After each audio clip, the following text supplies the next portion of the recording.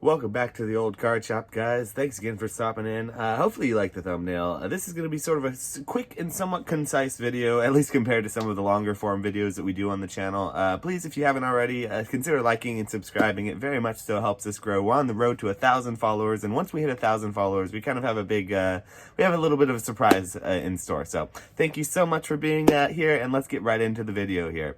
And so if you did click on the video because of the thumbnail, one of the things that I want to talk about is the modern sort of looming bear market that I foresee coming here. And as you can see with my little costume here, this is sort of something that I am very much so prepared for, and I'm actually looking forward to. And so you may have been around on this channel and heard me say in the past that in bear markets rather than bull markets, I tend to have a little bit more fun interacting with the hobby, and that's for various reasons. And here's why I think that you can maybe be excited about the bear market as well.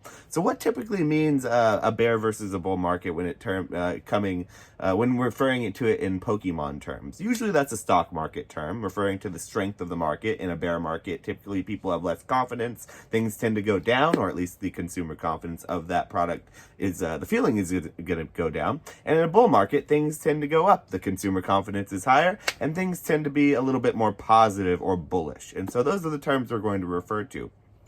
But in these turbulent times, you see lots of sort of ups and downs. And so in this coming 3 to 6 month period, right around tax period, March, April time in 2022, what we're seeing is a current modern boom as well as a modern bust. And it sort of comes around in a cycle. And every single reprint that you see happen with these ultra modern sets, you see sort of a big spike up until that reprint hits. And then when the reprint hits, a huge sort of retrace, and sort of there's a lot of bearishness that comes around that as well, because what Pokemon Company likes to do is oftentimes when they do a reprint, it doesn't come just all by itself when the market needs it at the most. It comes all in a wave with other products, so that it saturates the product, so that it's not more of a slow trickle, so that it really hits that product and really reprints or affects the prices of that product much more aggressively.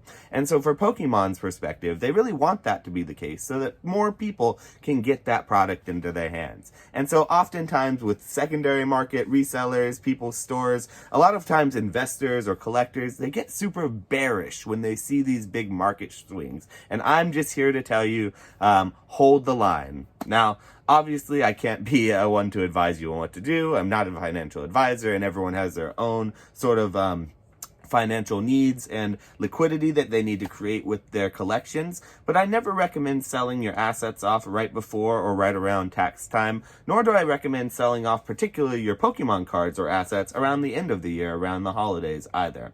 And so these are just sort of principles that I typically hold to. There are exceptions, of course, to the rule, but coming up now in the very near future, we have the looming reprint in April of the most hot set, Brilliant Stars, which just recently, less than 2 weeks ago, was selling for close to $165 a booster box, or US dollars.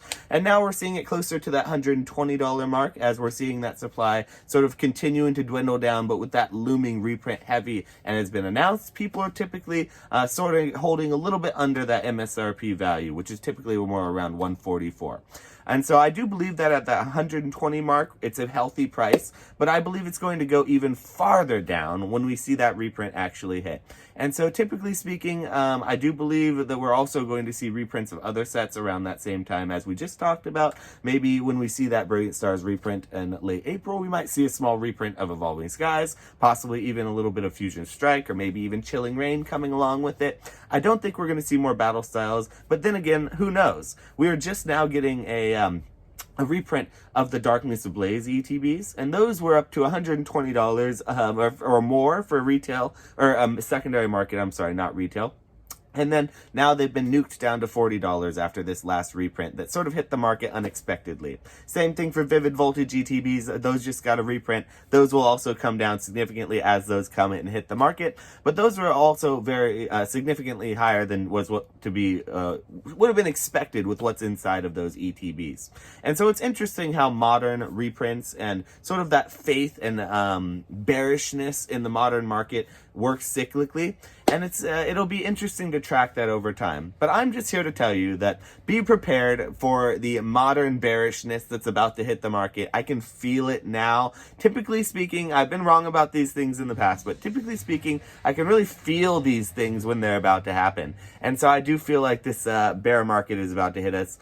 Just give it another month or so, and we'll be seeing people saying that Brilliant Stars is not a good set, not investable. It's not really a fun set that people will want long term. It's printed to oblivion. There's just going to be a million more waves of it, and the better sets that come out in the future. Same thing with Evolving Skies. Soon, wait, if it gets another reprint and then a reprint after that, and we see those prices trickle down to $100 again, which I do think is very much so in the realm of possibility here. And we still have about 2 years of it being playable in the TCG. I think that we could see multiple reprints. We have plenty of room for that bearishness to move its way into those booster boxes as well. So just be prepared and beware of the Pokemon bear market, folks, because it is definitely a real thing, but it will come back and bite you in the rear in the end. And so I just want to remember that, because I think back of Cosmic Eclipse, this same sort of bearishness was talked about around Cosmic Eclipse.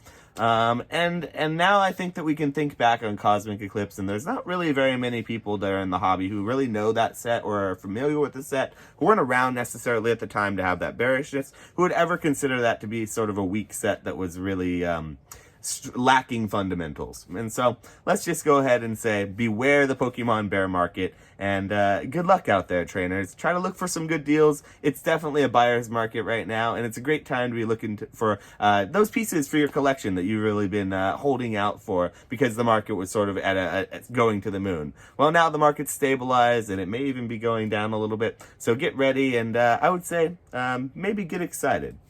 Thanks again, trainers.